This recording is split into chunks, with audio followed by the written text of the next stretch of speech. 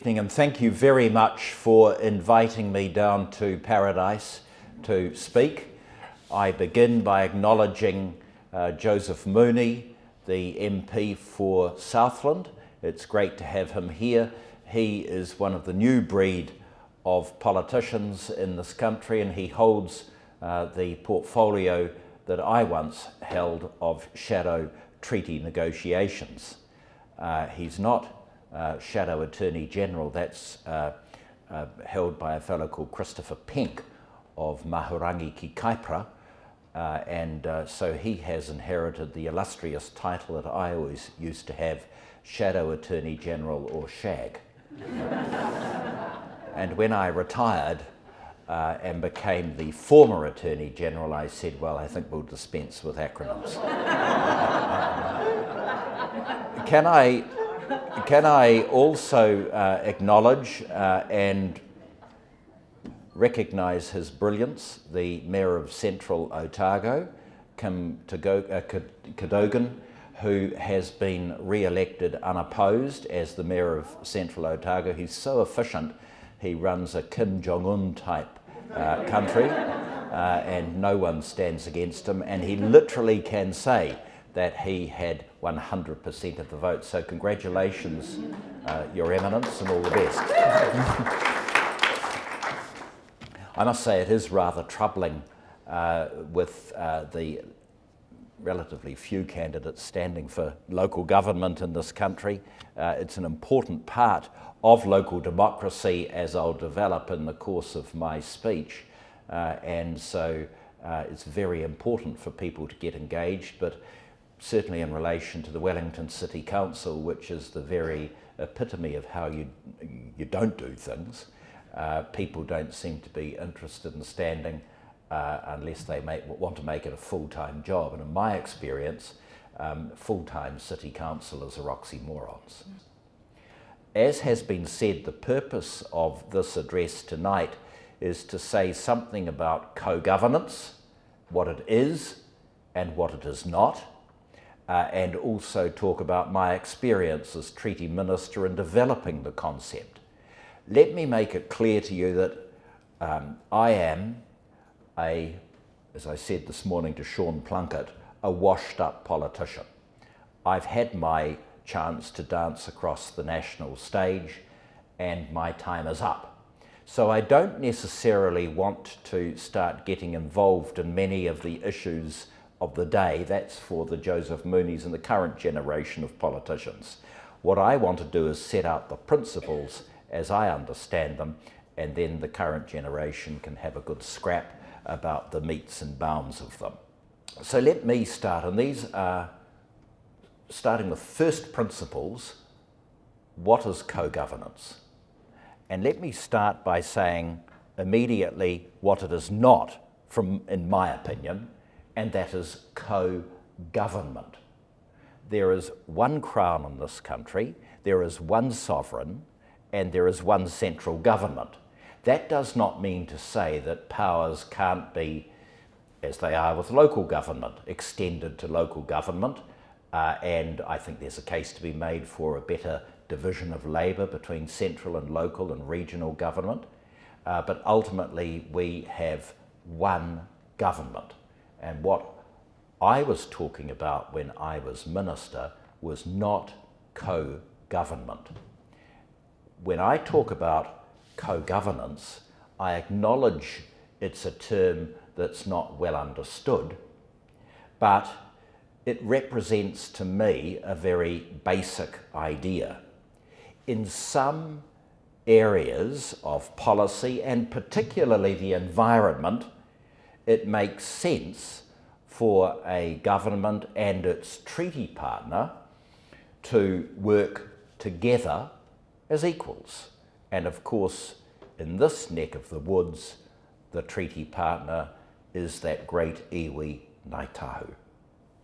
When we talk about co-governance, the way it was developed was to talk about co-governance of a natural resource. And what we're really talking about as a treaty partnership it's the Crown, including local government, and its treaty partner working together to manage it.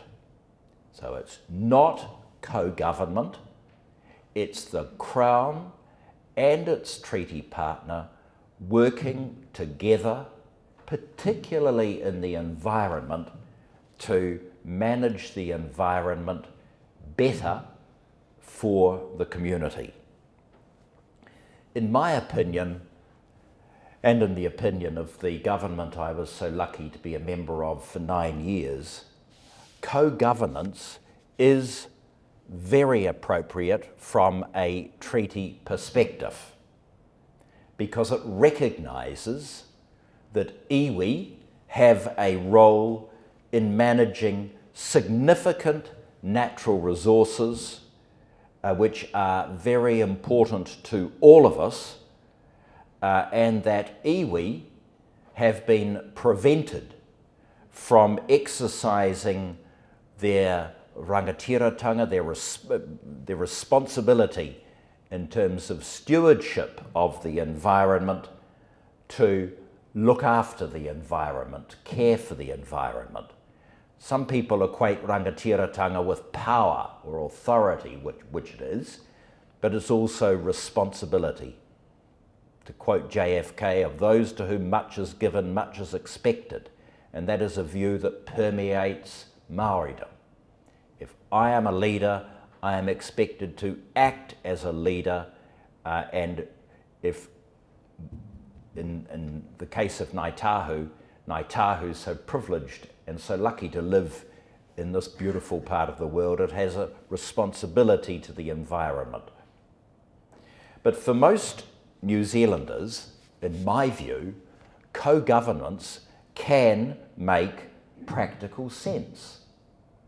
Going back to first principles, one can ask the question, why not have iwi, who are usually the most connected to and have the most knowledge about a natural resource, why not have them at the table? All New Zealanders can benefit from their knowledge and their contribution. So, and I acknowledge that I'm involved, but look at the state of fresh water in the South Island. I think it was the former Prime Minister of Australia, the man who gave himself all sorts of portfolios secretly, who was once the chair of Tourism New Zealand, and he and his colleagues invented what I think is the most misleading ever catchphrase or advertisement: New Zealand 100% pure, because we all know that that is not true. The state of water is a disaster. Canterbury, which should be the granary of the country, has very much reduced capacity for pure water, and even in Southland and Otago with increased dairying, there are problems with water as well. So the Ngāi Tahu view is, well, gee, we've got all this experience going back many centuries, we can contribute to finding solutions. We think we can help provide cleaner water and a cleaner environment that all New Zealanders want. And co-governance is a way that they can do that so as to have an impact. Co-governance is often referred to as co-management, and it has become an increasing part of the landscape of treaty settlements in the last 20 years. Ngāi Tahu settled its claim in the late 1990s, but co-governance arrangements then were not all that common. I think there was one aspect of Ngāi Tahu's treaty settlement that contained a co-management agreement which enabled the iwi to work alongside local government to manage Waihora or Lake Ellesmere. But since then, and particularly in the time I was a minister, settlements including co-governance have become increasingly common and indeed more elaborate. but they're all linked by the same simple idea. Given that deep connection that iwi have to natural resources, to rivers, to lakes, to mountains, it's appropriate for iwi to have a role in looking after them. So let me give you a couple of major examples. When I became the Minister for Treaty Negotiations in 2008, Michael Cullen, the late Michael Cullen, had just signed the co-governance arrangement with Waikato Tainui. And by the way, Waikato Tainui are often the butt of unfortunate criticism, where people say, oh, they had their settlement in 1995, but they keep coming back for more. Well, that's wrong. They had their settlement for lands that were taken forcibly through Ropatu in 1995, and that was the first of the big settlements when Doug Graham was the minister. And the settlement legislation made it very clear that there were two other aspects of Tainui's claim that remained unresolved.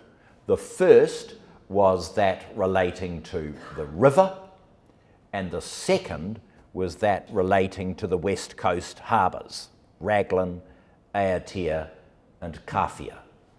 And so the Andrew Little, I think, is the Office of Treaty Settlements, Te Arawhiti, has now begun some work on the West Coast harbours, but I was the one, or Cullen started it, and I continued the arrangements for the river. When I became the minister, Bill English was a little bit worried that we were going to have a proliferation of river boards along the river, given the number of iwi down the Waikato. So we had Tuwharetoa, obviously in Taupo. We had Te Arawa from Rotorua that came over to the river, Rokawa from Tokoroa, and then we had Waikato Tainui, and then there was also the Waipa, which came through from the King Country with Ngāti Maniapoto. So one of my early tasks was to standardise the arrangements to finish the river negotiation with the other iwi, and the net result of that is the Waikato River Authority, where the river iwi co-govern the river on a 50-50 basis with the regional council, and the local councils are also involved.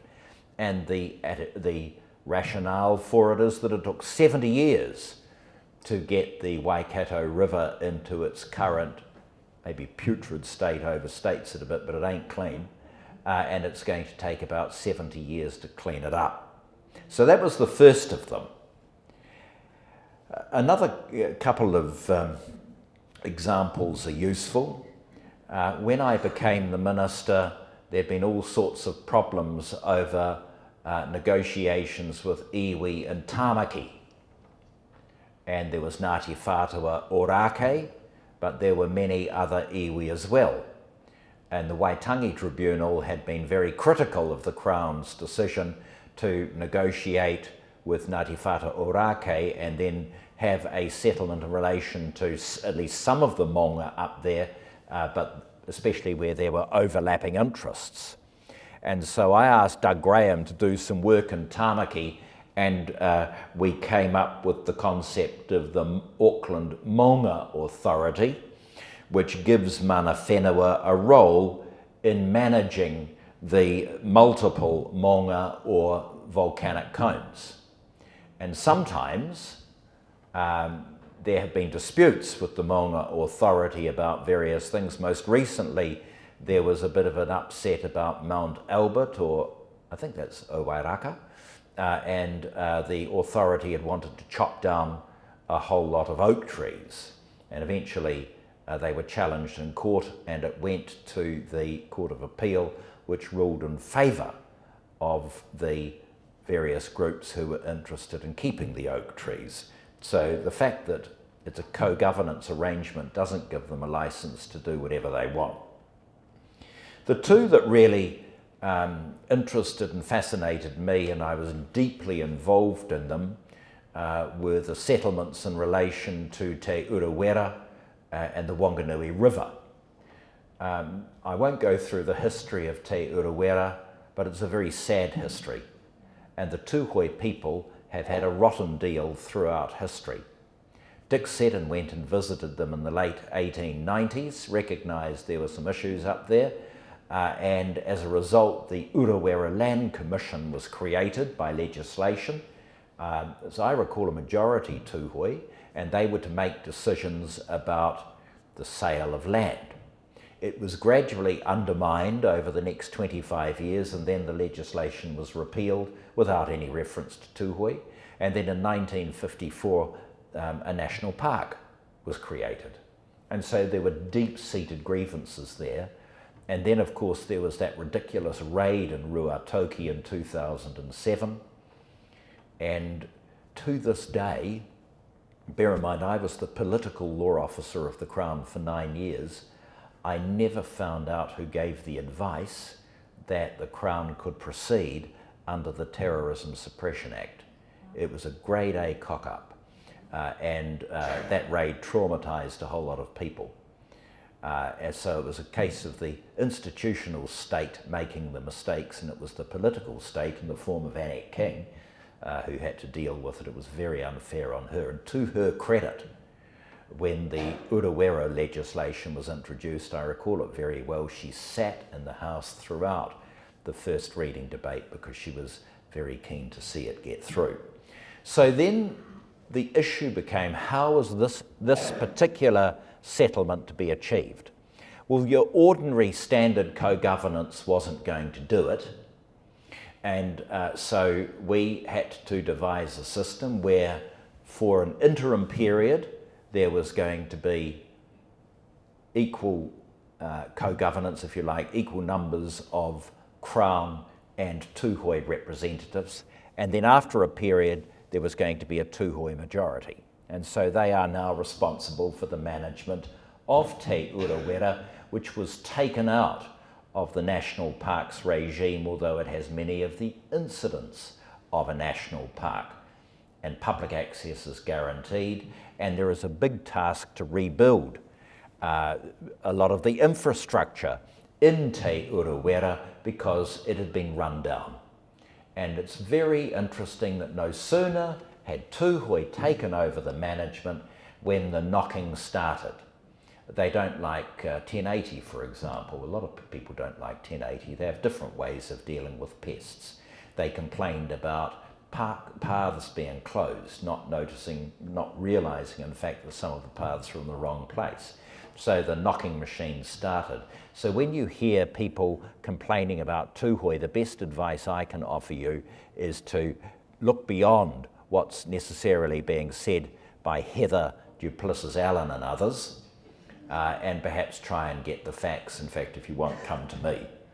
So the other one that I was really, I'll tell you, as Joseph will tell you, it's a labour of love to be involved in this area. The other one was the Wanganui River. And the Wanganui River settlement is a testament to the never say die spirit of iwi. They lived alongside the river for 600 years. And they have a saying, which in English is, I am the river and the river is me.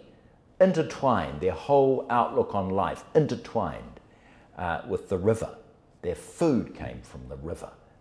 And all aspects of their life involved the river. Then with settlement, with Pakeha settlement, eel ware's destroyed, the paddle steamer goes up, and then in the 1960s we had the Tongariro Power development, which turned a whole lot of water north, ultimately going into Aucklanders, and the river is severely damaged. And it's going to take, again, some time for it to be fixed. And these people went to court, pretty well every court in the land. I don't think they went to the Privy Council. They certainly went to the Court of Appeal in a case called Inri, the bed of the Wanganui River. They went to the tribunal. They petitioned Parliament. They wanted to do something about the river. And it was a settlement that cried out for a just resolution, and I was particularly keen to do it because of my affection for Tariana Turia. And Bill English felt exactly the same. And the net result was, well, how were we to deal with the key component of the settlement about the identity of the river? And previous settlements had divided a river up in a rather weird way about the bed of the river, water off limits, and then the air column above the river. And we thought that's a pretty weird way of dealing with a river.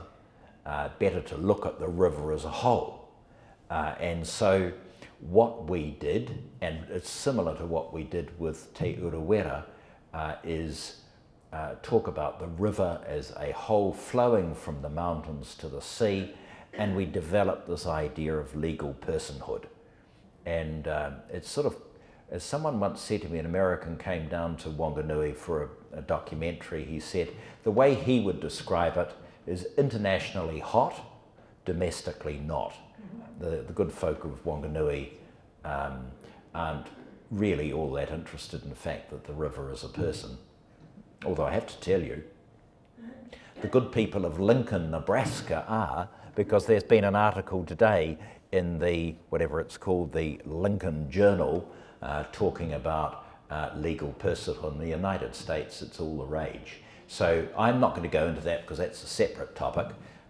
All I can strongly suggest that you do is buy my book. I made a similar sort of comment when dear old Ivan Kwok died. Ivan had been the Treasury Solicitor for many years, an outstanding fellow, very supportive of treaty settlements, and he wrote an afterword for my book, but died before it was published, and I had to give a eulogy, and I was talking about the book and said, but as you know, Ivan, I'm not going to go any further, because if they want any further information, and you will agree with this, Ivan, they've got to buy it. And the Minister of Finance stood up to give the next eulogy, and he said he'd never seen such appalling, shameless salesmanship, and that there was some spare money in one of his funds, and he was going to buy all the books to shut me up. So that was the Wanganui River, and it's again governed by a Crown representative and an iwi representative. Now, Jerusalem's not going to be reached in 5 minutes. So all the consents that Genesis have over the river are not going to be abrogated immediately and all that sort of thing. And the project, the Wanganui River project, is going to take many, many years to be achieved. But the key point is that instead of being on the outside looking in, the iwi are representing their beloved river, which has standing, for example, in hearings before local authorities and regional authorities and so on. So, and there will be some difficult periods. Harmony will not be achieved in 5 minutes, but that's what co-governance is all about. So the other alternative, I suppose, in a treaty settlement context is the idea of transfer and transfer back. But that was a mechanism that was employed in the 1970s, first by Then Young, who was the Minister for the Environment in Robert Muldoon's cabinet. And he, as a son of Harawa, knew that there was deep-seated feeling over, as it was then called, Mount Egmont. And so he was the one who, the National Geographic Board changed the name to Mount Egmont Taranaki. How many people refer to it as Mount Egmont now? Zilch. And the idea was transfer it to the Maori of Taranaki, who would then transfer it back.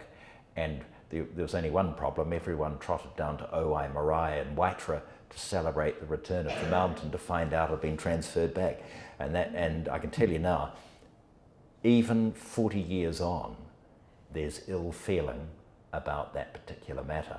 And so I started the negotiation with Taranaki Māori, and at some stage, hopefully it will be concluded, to again employ this idea of legal personhood, and have the various iwi of Taranaki helping to co-govern that most magnificent of mountains, of course, other than Aoraki, Mount Cook. So it doesn't necessarily only have to be negotiated through treaty settlements, and indeed agreements can be entered into by local government and the Greater Wellington Regional Council outside of a settlement did it with the iwi of Wellington. And that's a perfectly sensible way of doing it, but the fact is that many of them have been achieved through treaty settlements. So there aren't that many formalised co-governance arrangements in the South Island, but my impression is that the arrangements that Ngāi Tahu have with the various local and regional authorities here are so integrated in many areas that they reflect a similar approach. So let me say this. You hear a lot of criticism of co-governance, and normally from the likes of Heather Duplessis-Allen. She invited me on the other day to talk about my book, and she said, "Oh, you were responsible for the Te Urewera settlement." I said, "Yes, that's right." And then it was sort of like the Battle of Midway. She came at me and I was bombarded with questions that it was a failure and so on. And basically, you've got to get away from sort of the 5-minute soundbite on News Talk ZB and try and get into the detail of them, because you do hear a lot of criticism about the co-governance arrangements that I've just been talking about. But at its core, it's about the environment and better outcomes for all New Zealanders. And I think it's important to say it's not policies such as the government's new health authority and separate Maori health authority. That to me is not co-governance. That's a particular initiative which is subject to scrutiny by the opposition, and if they weren't scrutinising it, they wouldn't be doing their job, about whether this body is actually necessary, and you know the arguments for and against, but that isn't co-governance.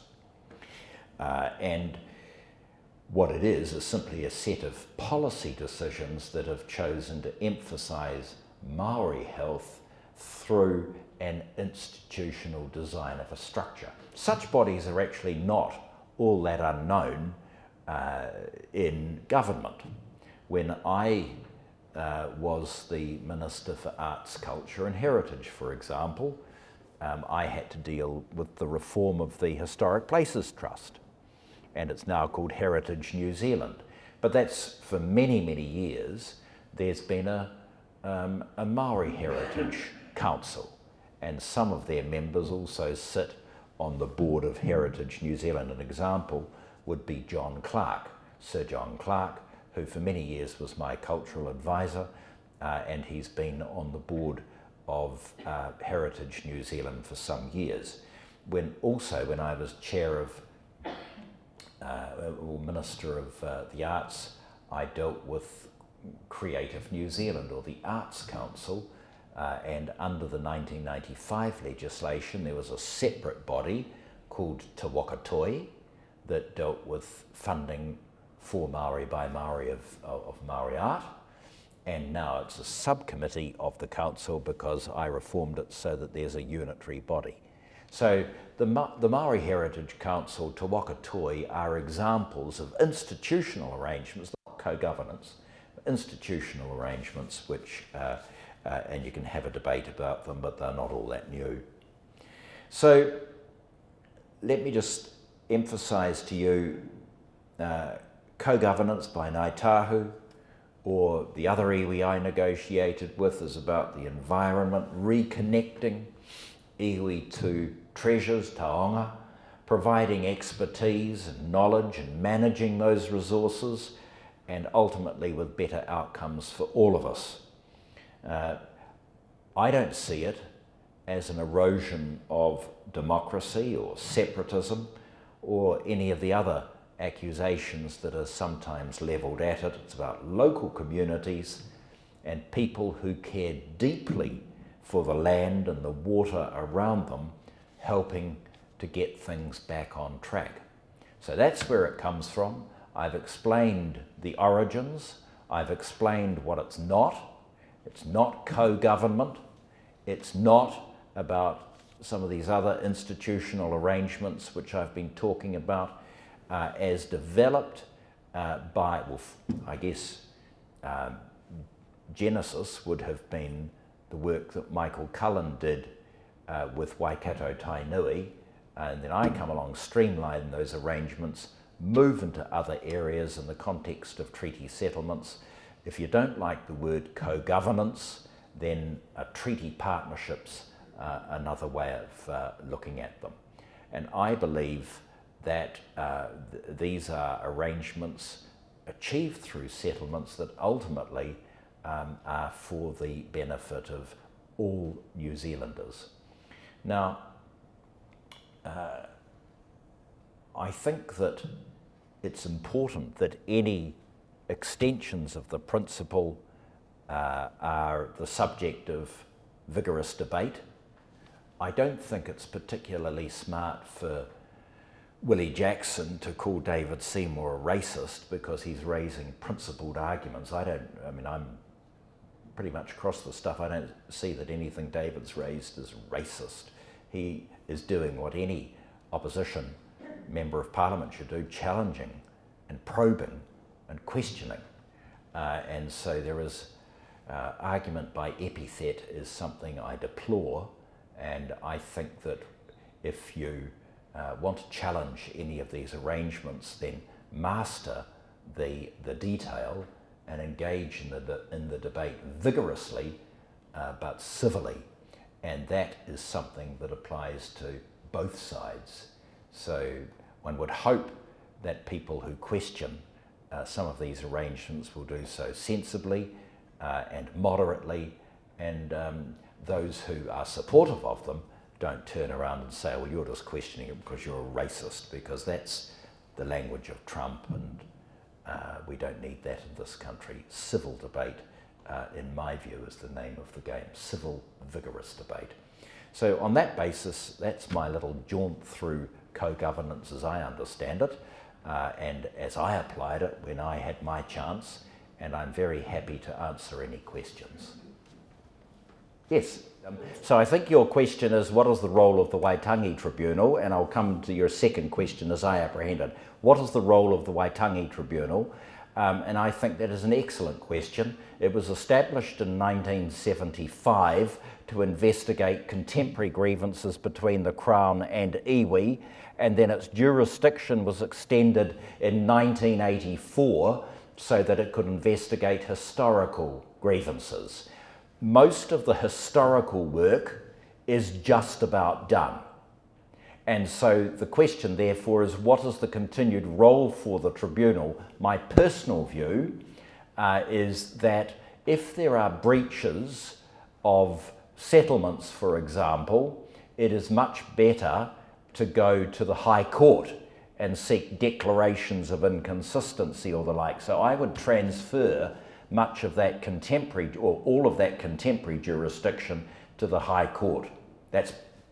But it is, as you say, a commission of inquiry, and every inquiry is a different inquiry, and so there can be questions of precedent which Ngāi Tahu would say worked against them in relation to the Northern South Island boundary. So that's my opinion. The second thing you asked is, why do we have to have perpetual debate? Why are people always bagging some of these ideas? And my answer is because we live in a liberal democracy where people are entitled to their views. One would hope they would express them in a civilized way, but only through robust debate and dissent do you get to the right conclusion. Eventually there comes a time when a matter becomes settled.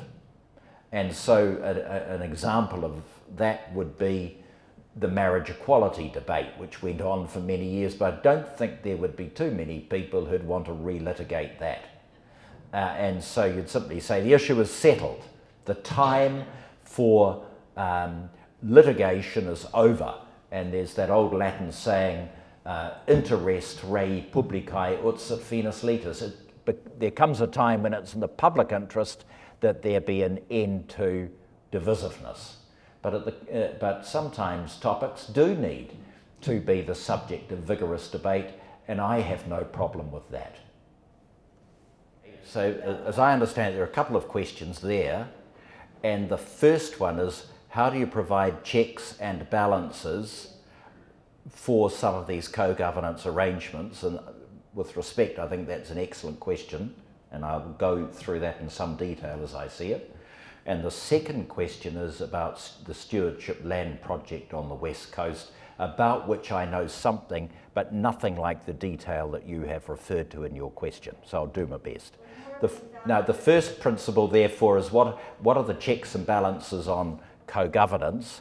And I've already referred you to the Maunga Authority example where the authority was found by the Court of Appeal to have gone too far. So ultimately there would be judicial review if they stepped out of line, and you could say that their decisions were unreasonable or they made an error of law or something like that.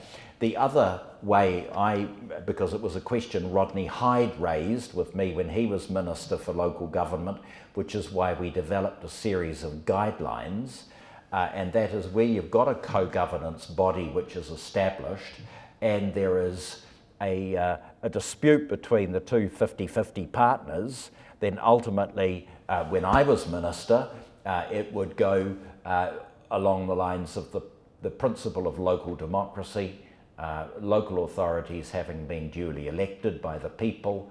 Every triennial they would have the final say. I don't know whether those guidelines are still regarded as being in force, but that's what happened when I was there. And there were some exceptions. The Waikato River Authority was already set up, and I've explained to you the very special circumstances surrounding Te Urewera and the Wanganui River. The other point you've raised is about stewardship land. The problem is when there was a whole lot of land, when the Department of Conservation was formed in 1987, it inherited a lot of land from the old Lands and Survey Department, and they could have been old or former farms, or they could have been land that was not Section 4 land, i.e. pristine conservation land, but something somewhat less than that. And so what the then Minister, now the Minister of Justice, decided to do was set up a stewardship classification to work out how this work was to be done. And there is, as you say, a mana whenua group on the West Coast. I know a little bit about it because I'm kind of involved in the northern South Island, and that panel's yet to be established. And they're going to make some decisions about the future of the land and what possible use it can be put to. But I think it's early days for that project, but it was important to involve the people of the West Coast in that, because of course they've lived alongside the Arahura River, and indeed there is a historical journal, I forget who said it, many years ago, oh look, leave the Arahura alone, it belongs to the Maori. So it's something that is very much part and parcel of their identity in the West Coast. That, I don't want to sound condescending, but it's a great question. And just recently someone sent me an article about applying the principle of legal personhood to space and the moon. So it sounds all sort of Fireball XL5 or Star Trek stuff, but that's basically what people are saying. It could provide a mechanism for dealing with outer space, Jim. And the other one is there has been talk in relation to the oceans. If not the ocean, then the ecosystem. And so, and it's something that greatly interests me, and to show how non-partisan on that issue I'm working with Kennedy Graham on that very issue, to sort of say, well, could that mechanism work? And there has been talk in relation to the North Sea along those lines. So I guess it's a question of watch the space. The question is how, say you wanted to do it for the Southern Oceans, the chances of getting everyone on board would be, in this day and age, pretty remote. But one thing that could be explored is whether you go off to the International Court of Justice to get an advisory opinion on it, get some state to bring it, and that could help spur the debate.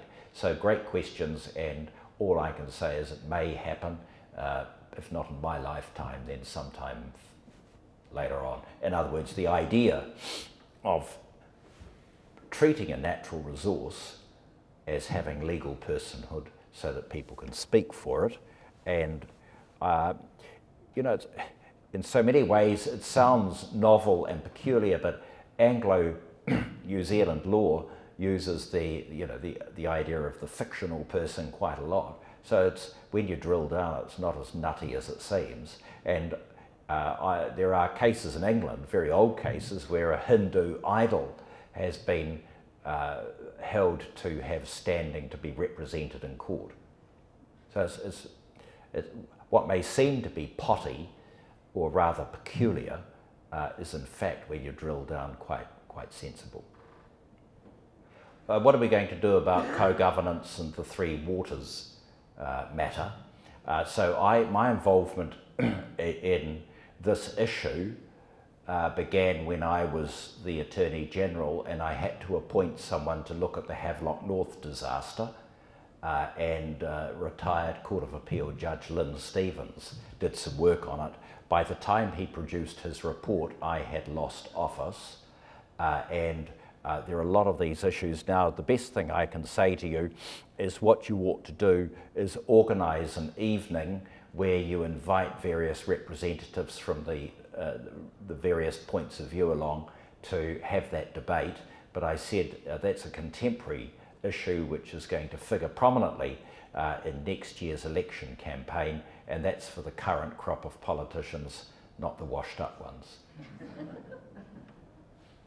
Yeah, no, so the question is, the questioner was interested and inspired by Te Urewera, the Wanganui River, and says, why stop there? And the answer is it need not stop there.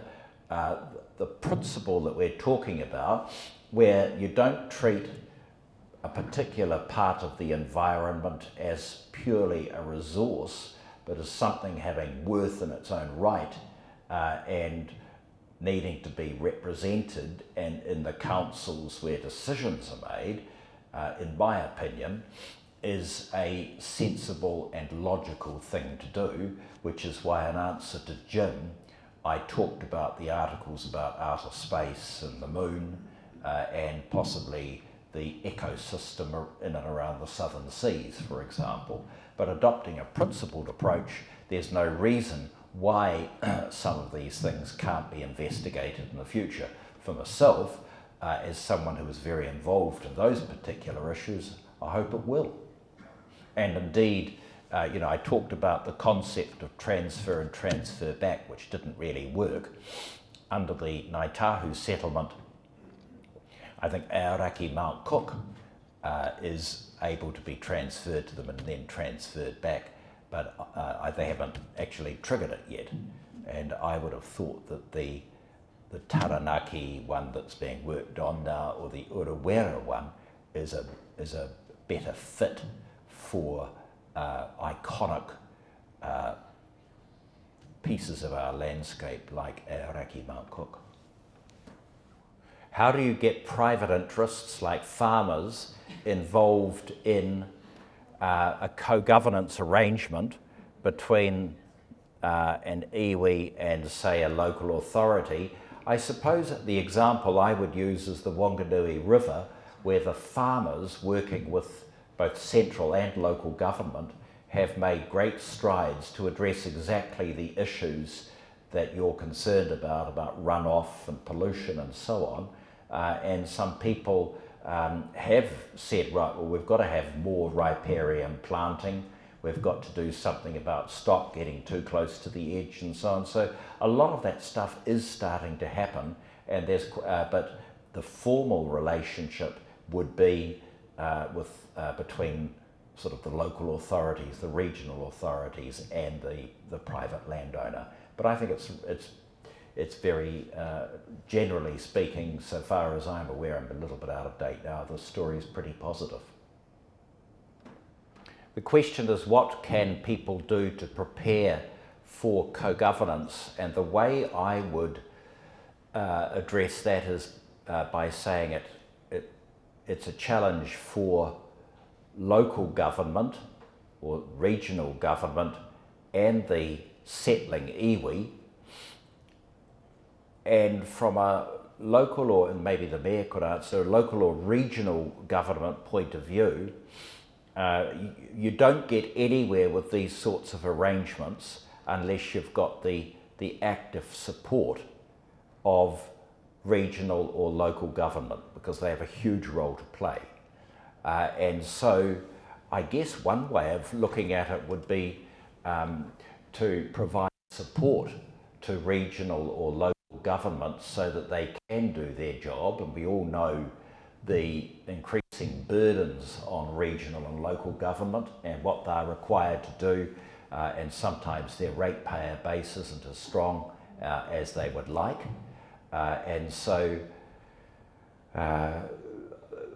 when I was the minister, sometimes funding would be provided to the local authority so that it could deal with these matters. Maybe there needs to be a bit more of a discussion about that, so that local authorities can actually do their thing, perhaps more effectively and efficiently.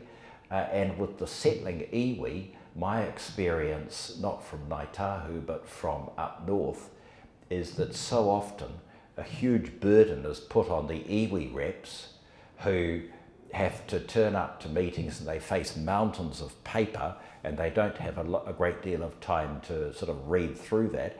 And so it takes some time to transition from being an iwi negotiator to being part of an organisation which is much larger than them, and they certainly do need support. And I know that it's been talked about, for example, organisations like the Institute of Directors. I know that the Waikato University's been looking at this issue, but upskilling people so that they can do their job, because sometimes I hear that local authorities representatives get a bit frustrated if they feel that the iwi representatives either haven't read the material or aren't ready for the argument and so on. So it's a twofold approach to make sure that local and regional government have that sort of generosity of spirit, but they're properly able to do the job. And on the other hand, you've got the iwi reps who have the means and the ability and the time to do what they need to do. Well, again, I can answer in theory, and then it'll be the subject of day-to-day political debate if and when it unfolds. But an example which was given to me that personally, intellectually I'm attracted to, is the idea that iwi could have more say over some of their young ones on the unemployment benefit. And so there's a mistake to think that sort of Wellington has all the answers, and that whatever it calls it, the Ministry of Social Development simply pays out the unemployment benefit. That there is a school of thought that says, bring the iwi in, like say Tūhoe, we'll make sure none of our young people are underemployed or unemployed. My attitude to those sorts of things is, well, so often other things have failed, why not give it a go? So, but that's a matter for, I'm talking in the abstract and in the hypothetical. It would be a subject of political debate by the current generation as and when a particular venture was proposed. I think the point I make is that, I'm a son of Wellington, And I've either lived in Wellington Central or Oharu all my life. I know, very boring. But Wellington doesn't know everything. And the further you get away from Wellington, the more you realise how little they do know. And so empowering local communities more, to my way of thinking, is actually a very good idea. And I think one of the unfortunate things about the Three Waters debate is I think it would have been very good, and the Mayor can talk about it, I think it's timely for central and local government to have a bit of a discussion about, well, what should local government be doing and what should central government be doing? The Local Government Act 2002 is, I think it's a very bad piece of legislation, but at its core there should be that debate, because the power of local authorities in the United Kingdom is far greater than what it is in New Zealand. And if local government is to do more, how do we resource them? Because the rate, to my way of thinking, is not the answer. So some of those things, some of those debates do need to be held, and I would have done it before getting into some of this other stuff. The question is there some benefit in moving away from the term co-governance to start talking about co-management or something like that? And were we starting afresh, I'd call it treaty partnerships. Because co-governments, you can see it with some of the articles that are being written, co-governance is being called co-government, which I think is highly misleading and deceptive. But it's the point you make is riling people. It's riling the malignant who like to feel disgruntled, but it's also riling good people who say, what the hell is going on? So co-management, I'd always understood co-management to be more getting down into the detail of various matters, and co-governance at that higher level, and that's why I tend to steer away from the idea of co-management. But if you talk about it as treaty partnership, it sounds a lot more sensible to me. So the answer to your question is, in principle, yes, but probably the horse has bolted. So the question is, what are the checks and balances for co-governance? I've already referred to a couple of them, and I have to declare that I do work for Ngāi Tahu, so it's not for me to be passing comment on my client, because that would be unprofessional.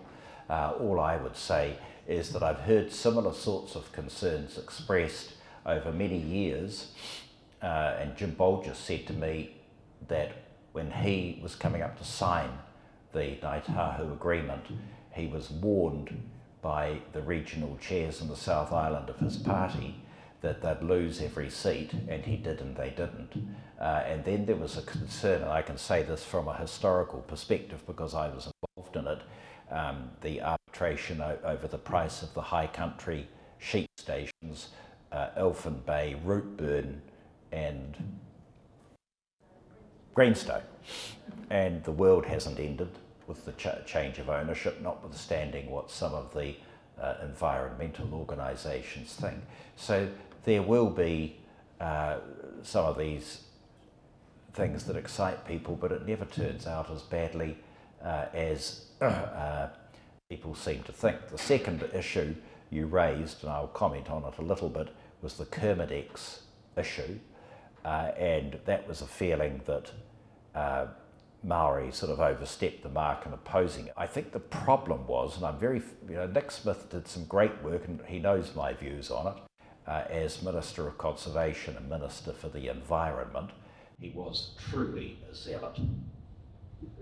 But in 1992, there had been a settlement with Maori over fish. And that area up there, I think it's known as FMA 10, and at the moment it's not particularly deeply fished, although at some stage in the future it may be.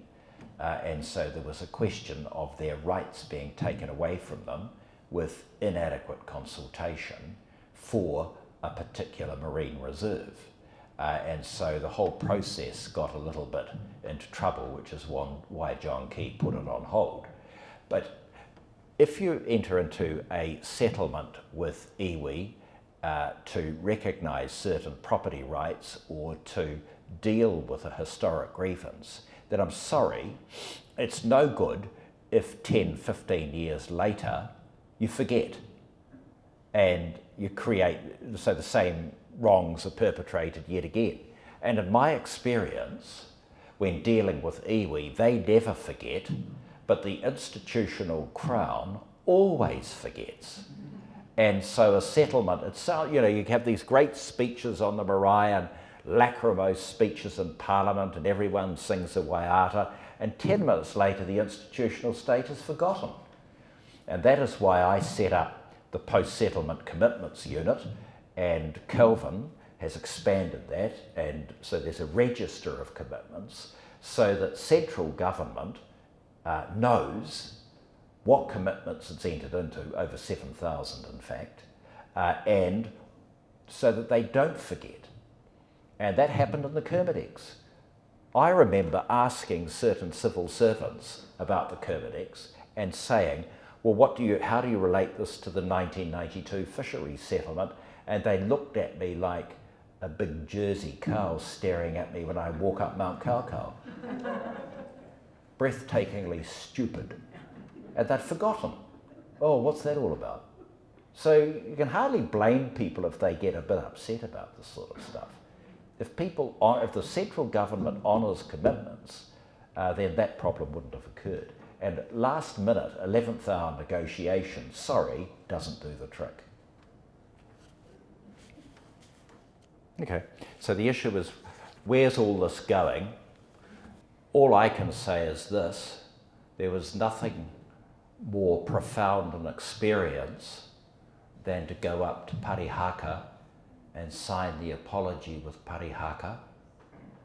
And again, I've referred to him several times. He was a very dear friend of mine in this area, and that was Jim Bolger. Joan and Jim grew up in the Parihaka area, and they knew nothing about the history of what had happened up there. And there were these issues that really needed to be addressed because of what had happened up there.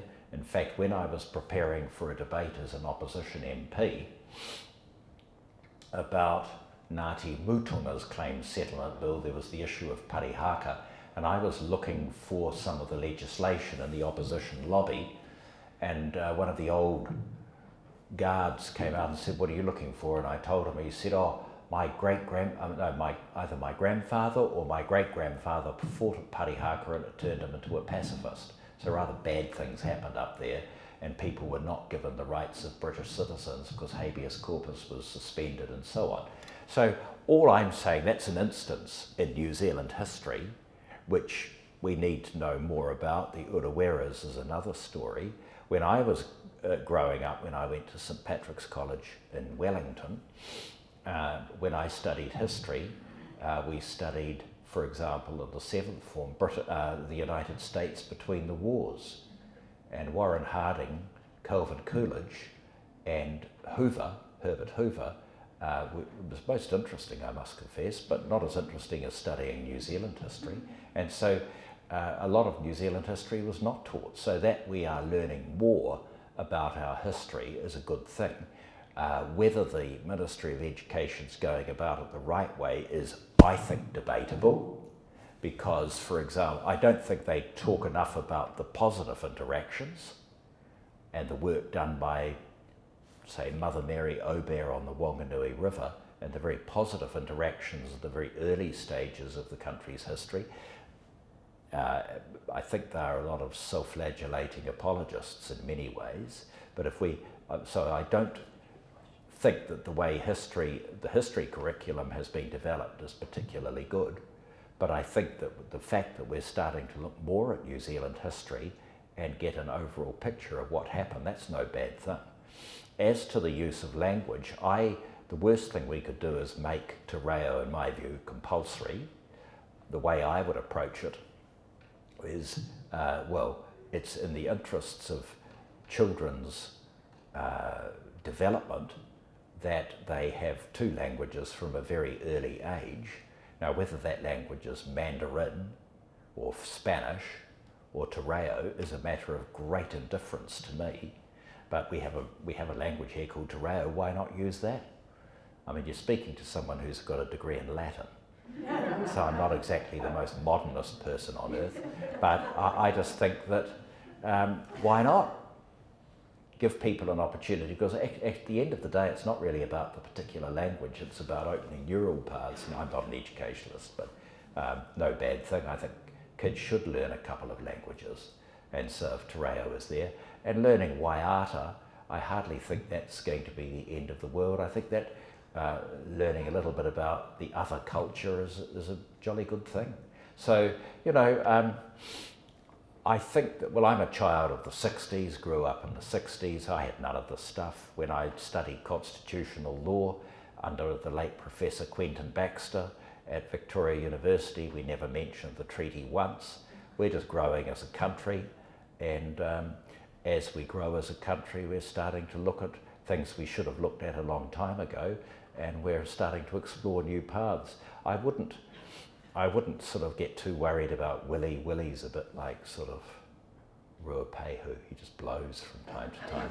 But it doesn't worry me. I can't say it's ever worried me. And so you mustn't get an ulcer on the basis of some pronouncement of Willie Jackson. I think that's probably a good place to stop.